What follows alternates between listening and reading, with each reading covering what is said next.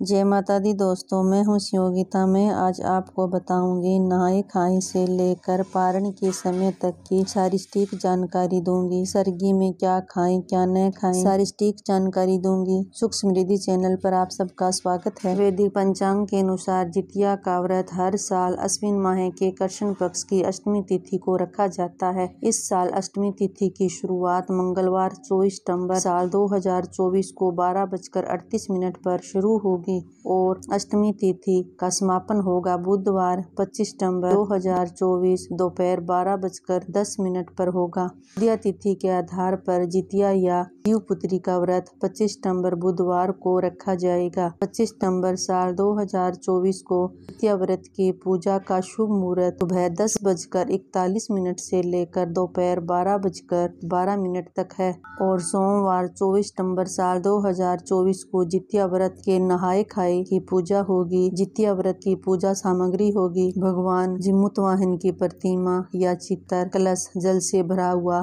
घी, दीपक, अगरबत्ती, कपूर, कुमकुम, हल्दी, चावल, पुष्प, दुर्वा, घास, फल, मिष्टान, धान का लावा, पंचामृत, दूध, दही, घी, शहद, शक्कर, नारियल, सुपारी, पान, वस्त्र, लाल या पीला कपड़ा, सोने चांदी के आभूषण। आइए अब जानते हैं पूजा विधि के बारे में। जितिया व्रत के दिन सुबह उठकर स्नान आदि कार्य करने के बाद सूर्य देव की पूजा करें। इसके बाद घर के मंदिर में एक चौकी रखें, पर लाल रंग का कपड़ा बिछाएं। उसके बाद कपड़े के ऊपर थाली रखें। थाली में सूर्य नारायण की मूर्ति को स्थापित करें। उन्हें दूध से स्नान कराएं। भगवान को दीपक और धूप अर्पित करें। उसके बाद भगवान को भोग लगाकर आरती करें। इसके बाद मिट्टी या गाय के गोबर से सिंहासन व चील की मूर्ति बनाएं। उषा से बनी जीमूतवाहन की प्रतिमा की पूजा करें। उन्हें धूप दीप दिखाएं, फूल और चावल अर्पित करें। जितिया व्रत की कथा जरूर सुनिए। आइए अब जानते हैं जितिया व्रत की सरगी में क्या खाएं क्या न खाएं। सरगी ब्रह्म मुहूर्त में ही खानी चाहिए। जो आप खाते हैं वो ही लें, जैसे दही, चूरा, फल,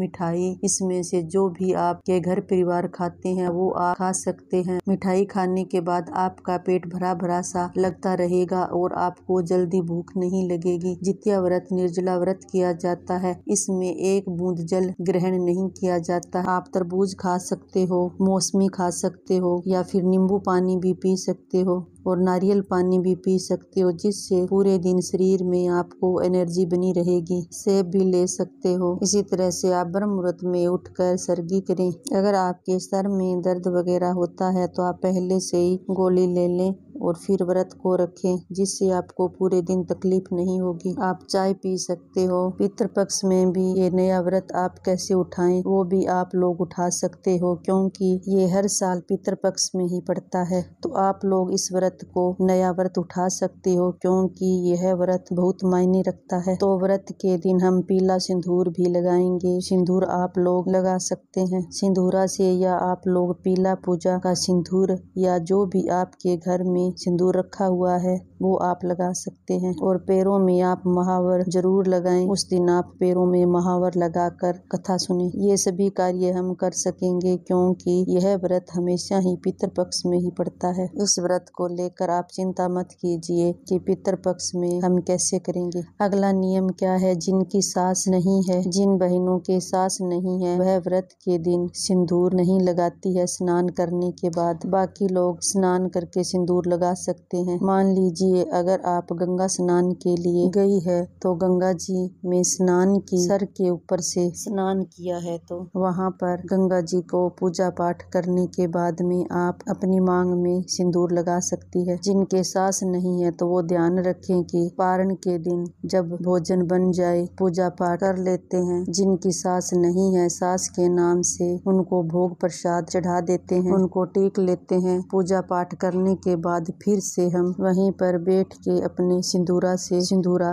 भर लेते हैं, या जो भी आपके पास पीला सिंदूर है आपने रखा है वो भी आप अपनी मांग में भर सकते हो। जिनकी सास नहीं है वो व्रत के दिन सिंदूरा नहीं लगाती है। बाकी आप अपने घर के नियम के अनुसार देख लें। और बाकी बहनें नहाकर अपनी मांग में सिंदूर लगा सकती है। जितिया के दिन सिर के ऊपर से हमें स्नान करना चाहिए, साथ में आपका सिर भी ठंडा रहेगा। और जिनके सास नहीं है उनको तो जरूर सिर के के ऊपर से नहाना चाहिए। उस दिन अपने बालों में किसी को भी कंघी नहीं करनी होती। हमें उस दिन कोई भी चीज नहीं तोड़नी चाहिए, क्योंकि जितिया के दिन कोई चीज नहीं तोड़नी चाहिए। उस दिन हमें कोई चीज काटनी भी नहीं चाहिए, जैसे खींचनी भी नहीं है, कुछ भी कार्य नहीं करना चाहिए। तो उस दिन आप बालों में कंघी भी मत करिएगा। जिनके सास नहीं है उनको सर के ऊपर से क्यों नहाना होता है, क्योंकि सास के मुख में पानी जाता है, तो इसलिए आप सिर के ऊपर से स्नान जरूर करिएगा। अगर आपका बच्चा छोटा है और आप पहली बार व्रत उठाना चाहती है, तो अगर आपकी तबीयत वगैरह ठीक नहीं है तो आप इस व्रत को अगले साल उठा लीजिए, कोई बात नहीं है। क्योंकि इस व्रत को निर्जला रखा जाता है, इसलिए इस व्रत को बड़ी ध्यान से रखा जाता है। जो बहनें जितिया व्रत रखती है उस दिन दातुन नहीं करनी चाहिए, खर वगैरह नहीं तोड़नी चाहिए, इस दिन दातुन भी नहीं तोड़नी चाहिए। जिनके सास है वो चीलस युहारन को भोजन नहीं देते हैं। बाकी आप अपने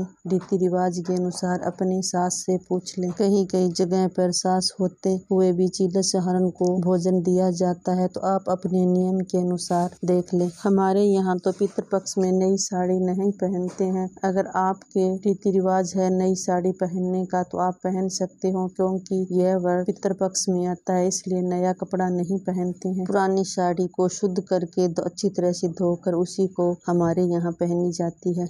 अगर आपके नियम है तो आप देख सकते हो, पहन लें। अगर आपके बच्चा नहीं है तो आप इस व्रत को ना उठाएं और भगवान जीवित वाहन से प्रार्थना कीजिए कि गोद भर जाए, तो अगले वर्ष इस व्रत को आप उठा लें। अगर आपको हरियार परियार का पौधा नहीं मिलता है तो आप तुलसी के पौधे से भी पूजा कर सकते हो। अगर आप सारे नियमों के व्रत के बारे में जानना चाहते हो तो इसकी वीडियो ऑलरेडी मैंने पहले से बना रखी है, इसका लिंक आपको ऊपर आई बटन में मिल जाएगा।